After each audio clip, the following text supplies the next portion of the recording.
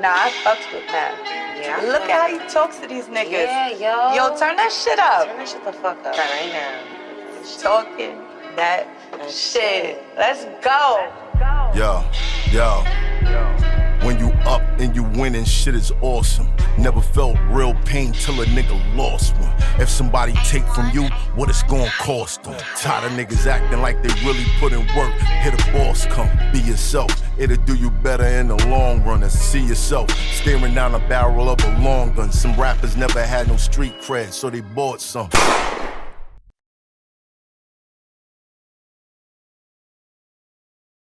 You know, there was an image of Bill Cosby that was more powerful than the man, right? Family structure. And everything else.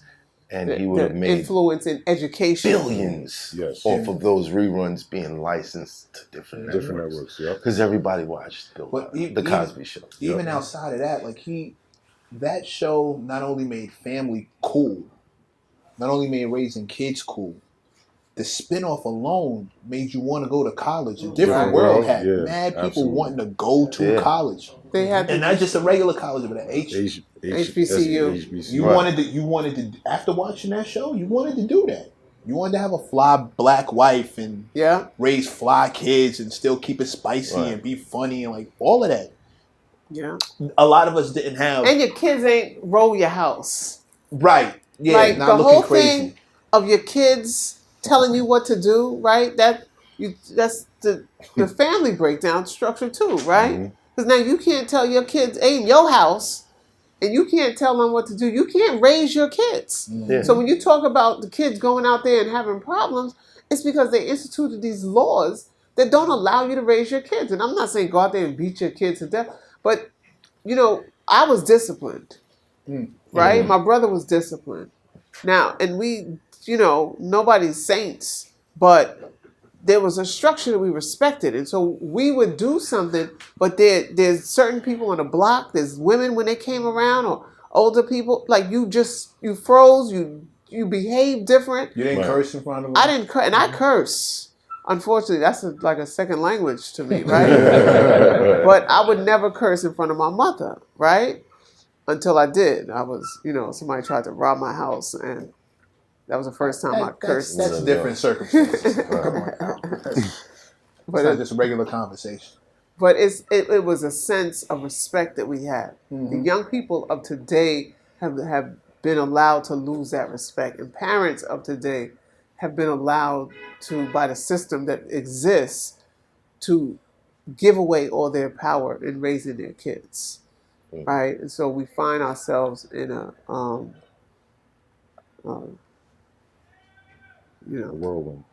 Yeah, I was gonna say. Because a lot of the times it's kids raising kids, females just having kids at early ages and all of that. So, but even in the 60s and the 40s and the 50s, young people had kids, right? But the structure was different. There was a structure, right? Not and so so the much for the village took care of the kid. The family raised the kid, right? Remember, at that point, you wouldn't even know that the young person had the kid, because the mother or the grandmother, right, would raise the kid.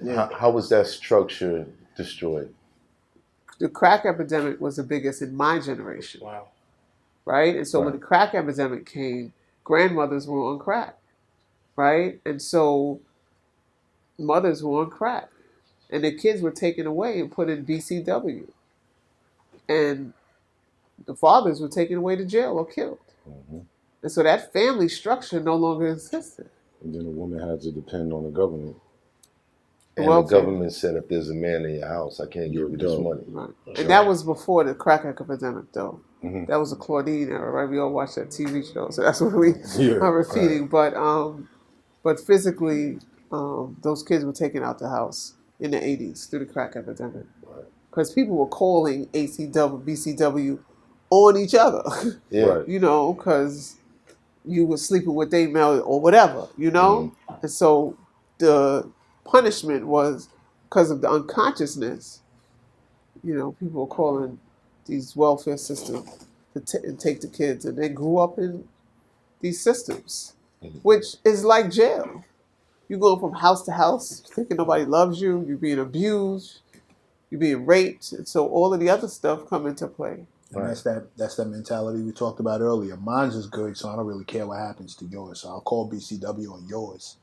My family's cool though, so whatever happens to y'all, that's y'all problem. Y'all got to deal with that. But my kids is good, my wife is good, as opposed to that happened to you, it happened to me as well. Right. You know, all it takes is one accident. I'm out of work, things go left. We ain't got enough savings. The kids look a little somebody calls. Now here they come up in the house talking about your kids don't look up to par. They got to get out of this house. Now you done lost your kids. Still can't find another. Like, you know what I mean? It's, that line, that thread is super thin that we holding on by. And again, because we don't take care of each other, tell the babies to come over here. We're gonna do X, Y, Z, A, B, and C. Right. I mean, you could see the difference. Back in the days, you lived in an apartment building, your aunt is upstairs, grandmother's on the floor. People stayed close. What's that song you created that whole synopsis in the record?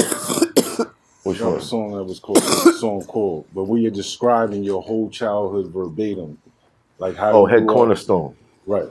Yeah.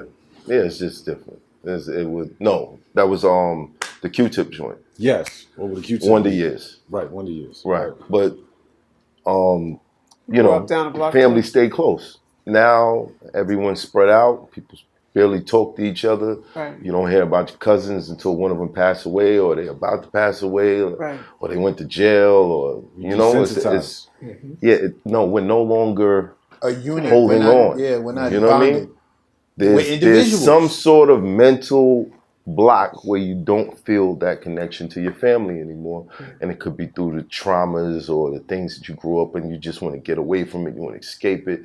No one's really dealing with this shit no more. It's a funeral. That's when you see everybody come back together. Even then, they beefing at the funerals. Who's gonna pay for it? Like enemies are at the repast, except for Boosie.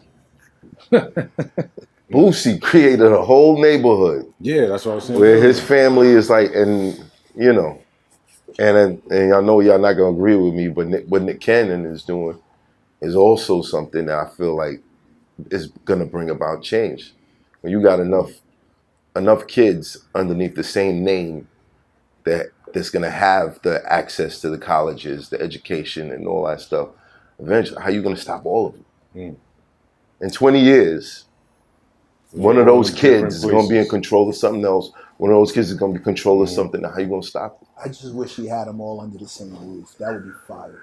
Yeah, but if we had them all in the same But again, place, we got Instagram. It ain't going to stay together. It ain't going to stay together. If he could We put got them all so many under the options. same roof and be dad at the same time to all them kids. Like, I don't care about how many kids, but if he could raise them all like under the same roof together as brothers and sisters, and they all come up like as But they a probably unit. do. No, They get together. I can't. I'm not judging, and I don't know one way or the other. This ain't I'm not making an insult. My only just thought is if I was in that position, I would really want them all under let us all be under the same roof. That might be what's going on. That would and be we just don't know. We don't know, so we have no idea if that's true or not. I'm not saying it is. My thing would be. I have a question for you as an enemy. Right? Silly. We were going back to this job. Yeah, because now my mind is like racing with questions, but I'm gonna leave it at this last question. So we know as a black people what you have done to us, right? To keep us down and so forth and so on.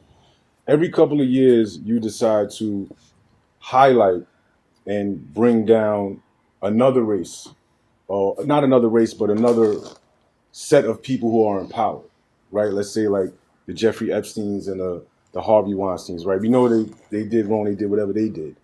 But why is it every so often you decide to shine a light on them and make sure that they're put away, they're looked at as the most negative, evil people, and they're a part of your infrastructure?